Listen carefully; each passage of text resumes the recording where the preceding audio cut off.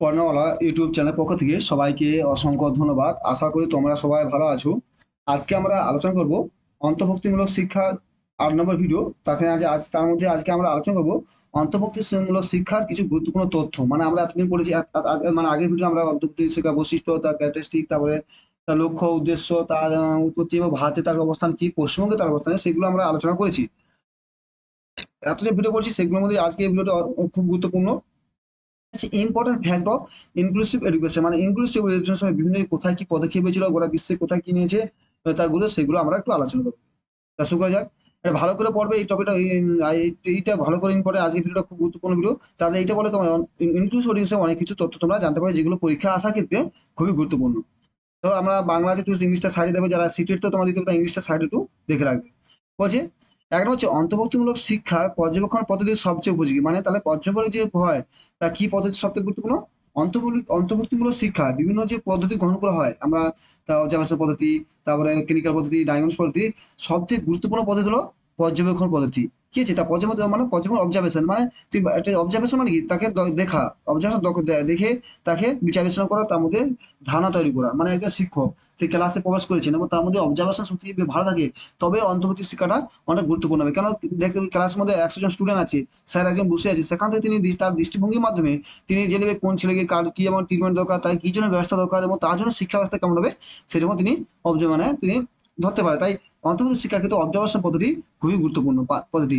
দিয়ে বলছে অন্তর্ভুক্তিমূলক শিক্ষার একটি গুরুত্বপূর্ণ লক্ষ্য হলো শিক্ষার সমসুযোগ, মানে শিক্ষার সবাইকে সমান সুযোগ করে দেওয়া। অন্তর্ভুক্তি শিক্ষার মূল বৈশিষ্ট্য হলো শিক্ষার সমান সুযোগ, মানে শিক্ষার সবাইকে সমান সুযোগ করে দেওয়া হচ্ছে অন্তর্ভুক্তি শিক্ষা। মানে সবাই মানে কি, যারা সাধারণ শিশুদের সাথে তোমার বিশেষ পিছিয়ে পড়া শিশু, সমাজে যারা আর্থিক দিকে দুর্বল, সবাই, মানে এখানে মেন উদ্দেশ্য মেন স্ট্রিম বলছে না, মেন স্ট্রিম মানে কি, সেখানে সবাই একসাথে, এটা অন্তর্ভুক্ত মূল উদ্দেশ্যে সবাইকে সমান সুযোগ, ইকুয়াল অ্যাক্সেস ফর এডুকেশন। তিন হলো সমাজ শিক্ষার মেন স্ট্রিম, বললো না এই যে মেন স্ট্রিম ধারণাটা। মেন স্ট্রিম ধারণা মানে আমরা বলেছিলাম যে মেন স্ট্রিম মানে মূল স্রোতে প্রবেশ করা সবাইকে। যে যারা সমাজে, আমরা সমাজে একটা শ্রেণী মানুষ সাধারণ স্কুলে পড়ে, ঠিক আছে, একটা শ্রেণী মানুষ সাধারণ স্কুলে পড়ে, তা বাকি সাথে সাধারণ স্কুলে পড়তে পারছেন, তার মানে কি তারা শিক্ষা দিয়ে পিছিয়ে পড়ছে।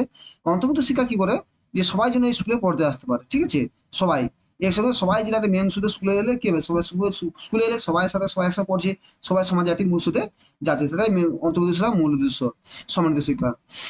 চারে কি বলছে ১৯৯০ সালে জামায়াতিন এ the World Conference of Education for All অনুষ্ঠিত হয়েছিল। কথাটা কত ১৯০৯ বলবে, ১৯৯০ সালে কোথায় প্রথম যে world Conference of the World Conference of Education for all, মানে সিইএ, এডুকেশন ফর এই যে এডুকেশন ফর অল, এটা খুব ইম্পর্টেন্ট, ঠিক আছে। এটা তাহলে করে ১৯৯০ সালে আহ, জামাতারে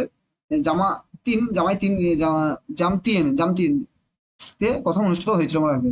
তারপর ১৯৯০ গেল, ১৯৯৪ সালে সালা মানসা, এটা ভেরি ইম্পর্টেন্ট, তাহলে এটা মনে হবে যে অন্তর্ভুক্ত শিক্ষা কিভাবে আস্তে আস্তে ডেভেলপ করেছে। প্রথম ১৯৯০ সালে জামতিনে, ১৯৯৪ সালে সালা মানসে অনুষ্ঠিত হয় the World Conference of special need education. তার প্রথমে যে এডুকেশন ফর, তারপর যে special need of education, special need মানে যারা বিশেষভাবে প্রয়োজন তাদের কথা বলা হয়েছে।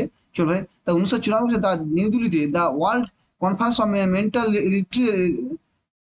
রিট্রিয়েশন অনুষ্ঠিত হয়। এটা একটা ভেরি ভেরি ইম্পর্টেন্ট কোশ্চেন। ভারতে কথা হচ্ছে ১৯৯৪ সালে দ্য নিউ দিল্লিতে the World Conference of Mental রিট্রিয়েশন রিট্রিটেশন রিটার্ডেশন অনুষ্ঠিত হয়েছিল। তাহলে এটা ইম্পর্টেন্ট আছে, তাহলে এখানে প্রথম হয়েছিল তার কথা হচ্ছে ১৯৯৪ সালে।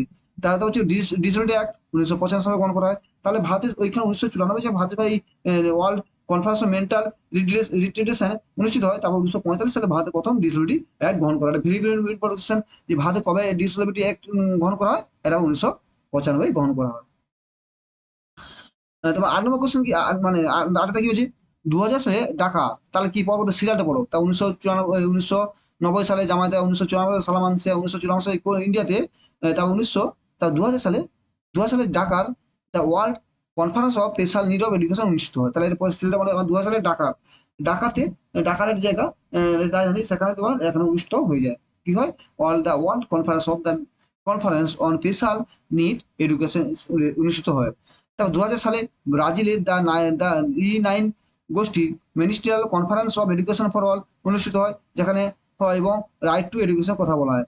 এখানে কি হয়, রাইট টু এডুকেশন অ্যাক্ট চালু হয় 2009 সালে। তাহলে 2000 সালে যেখানে ডাকাত এবং বাজিল উৎসব হয়, তারপর থেকে রাইট টু এডুকেশন অ্যাক্ট চালু করা হয় ভারতবর্ষে 2009 সাল থেকে, যেটা এপ্রিল হয় তোমার 2010 এপ্রিল মাসে। ঠিক আছে, এটা ভালো করে পড়বে যে এটা ইম্পর্টেন্স। ভারতে আরটিআই কবে চালু হয়, RTI right two education act, যেখানে 6 থেকে 18 বছর 14 বছর কম্পালসারি কম্পালসারি এডুকেশন কম্পালসারি এডুকেশনের কথা বলা হয়েছে। ঠিক আছে, তাহলে এখানে 2009 সালে চালু হয়েছিল। তারপর হচ্ছে কিছু ফুল ফর্ম মনে রাখবে, এটা খুব ইম্পর্টেন্ট কোশ্চেন, এটা ফুল ফর্ম বানাবে। যেমন E, I I inclusive education, SSA Sarvashiksha Abhiyan, DIET district institution of educational training, এটা মনে রাখবে। DLRO district level resource organisation, মানে ডিস্ট্রিক্ট লেভেল, ডিস্ট্রিক্ট অঞ্চলে এই রিসোর্সকে তার অর্গানাইজেশন করা হয়। তো SLRO state level, state level resource organisation, SPO state project officer, এগুলো ভালো করে মনে রাখবে, খুব ইম্পর্টেন্ট আছে। তারপর হচ্ছে DPO district project officer, SRG state resource group, DPEP হলো district primary education programme, VEC village education committee, TLC total literacy company, NGO non governmental organisation, NGO non governmental organisation, এইগুলো একটু মনে রাখবে, এগুলো পরীক্ষা আসার একটু সম্ভাবনা আছে। যেহেতু এখন তো ফুল কোশ্চেন আসেনি, তখন সব সিটি থেকে তোমার কনসেপচুয়াল কোশ্চেন আসে।